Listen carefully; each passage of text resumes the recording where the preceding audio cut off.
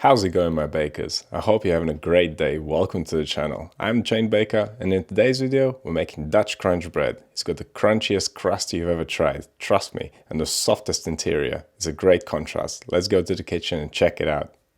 This bread has been on my project list forever, and I'm so glad I got to it. Dutch crunch, tiger bread, giraffe bread, call it what you want, it's all the same thing. It is super crusty on the outside and extremely soft in the middle. You can shape it however you like. You can make little buns or sub-rolls. I opted for the whole loaf, because I think it makes a great sandwich bread. As its name suggests, it comes from the Netherlands, but it's also quite common in supermarkets here in the UK. There's a funny story here that they changed the name from tiger bread to giraffe bread, because someone didn't agree with the name. And I guess it does make sense, right? I don't care what you call it. Let's get right to it and see what we need to make it. For the dough, we'll need some white bread flour, water, an egg.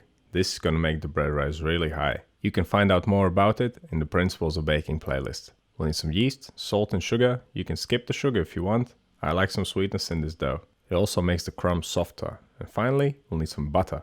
This will make it richer and also softer. For the crispy topping, we'll need some rice flour. Also some water, yeast, salt, sugar and oil. Rice flour is crucial for this topping to work. I've tried it with other ingredients. It never comes out the way it should. This is the rice flour I used. Note it says rice flour on the bag, not ground rice powder. Don't use that stuff, it will not work. Now as for the equipment, we'll need a bowl, scales, a dough scraper, a temperature probe, a brush and a loaf tin. This is a 2 pound or 900 gram tin. But you can make 2 smaller loaves or rolls or whatever you like. This dough is larger than what I usually make, so I'm going to be using slightly warmer water, as a larger dough takes longer to warm up during kneading. So let's make this thing. In a large bowl, combine the water, the egg, the yeast, the salt, the sugar and the butter. Give everything a good mix. You want to hydrate the yeast and dissolve the salt and the sugar. And do not worry, mixing yeast and salt has no negative effects on fermentation. It's just an old tale. Once you have given it a good mix, add the final ingredient for the dough, the flour. Then grab a scraper and mix it together. Mix in the bowl until there's no more dry flour left. And once the scraper stops being effective, continue on by hand. Now we can pop the dough out on the table and start kneading it. It will be slightly sticky and messy to begin with because of the butter and the egg, but it will get smoother and smoother as you keep kneading it. I'm going to use the regular kneading method still. What I like to do is press down and forwards with the heel of my right hand, then using the fingers of my left hand I fold the piece of dough under the heel of my right hand, then turn it and repeat. Keep kneading this dough for 7 minutes. And from a sticky mess, it should turn into a nice smooth dough ball. Now we can pop this in a bowl and take its temperature. Around 25 degrees Celsius is just about right for this. If your dough is warmer, it will ferment more rapidly. If it's cooler, it will take longer. I'm going to cover this up and let it ferment for 1 hour. After the first hour of fermentation, we need to give it a fold. Folding this dough will make it stronger. This tension will translate to oven spring. As it bakes, it will rise nicely upwards. Using your scraper, release the dough from the bowl. Place it out on the table with the smooth side down. Now flatten it out and fold the edge over the middle, going around in a circle until it reaches point where it started.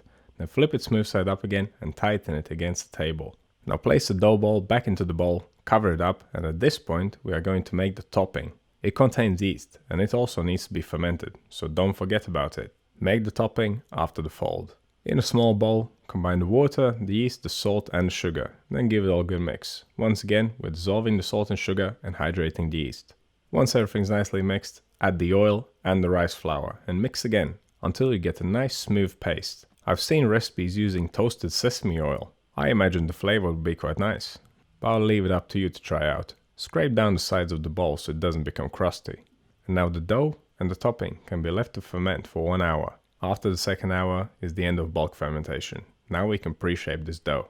Now why do we pre-shape? Again, we're trying to build some tension into it. It's quite loose because of the egg and the butter. Giving it a pre-shape and then a final shape will make it rise better. Dust the dough with flour, release it from the bowl and pop it out on the table. Then flatten it out a little bit. Cross the 2 sides over in the middle, then fold the top down, turn it around and repeat on the other side. It does not need to be tight. We're just creating some extra layers and organizing it into this square shape.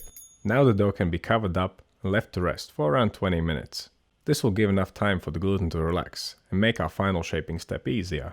Once again, give the dough a light dusting of flour, release it from the table and flip it so the smooth side is pointing down. Flatten it out quite well.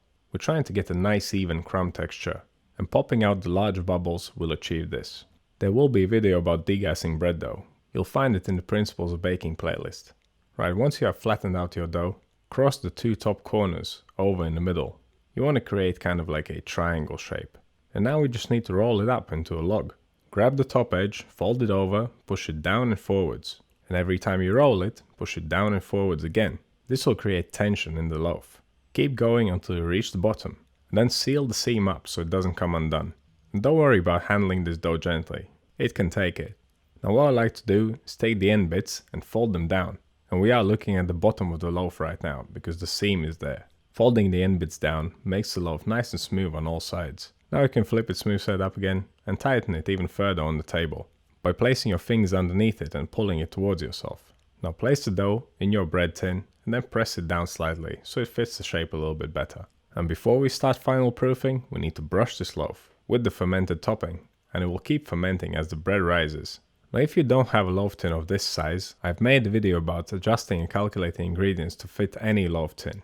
And you'll find that in the Principles of Baking playlist. In fact, I make this exact bread in this exact tin in that video.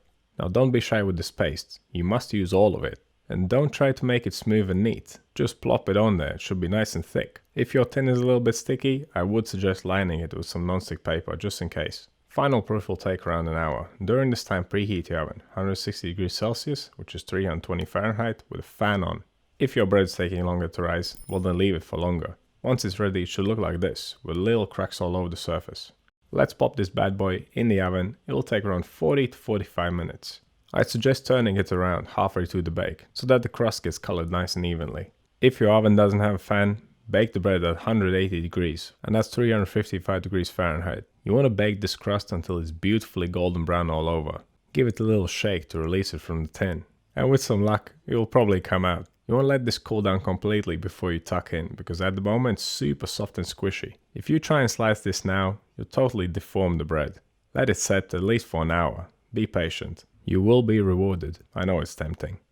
Let me just give this a quick squeeze to show you that texture. The topping, of course, is super crusty and crunchy, but look at the interior. That is just amazing. That's all because of the eggs, the sugar, and the butter. They work wonders, and more about them in the Principles of Baking playlist. So what do you think this recipe? Have you ever tried it before? What do you call this bread? Dutch crunch, tiger bread, or giraffe bread? Let me know down in the comments. And if you have any questions or suggestions, also let me know. That's all I have for you today. Thank you so much for watching, and I'll see you in the next one.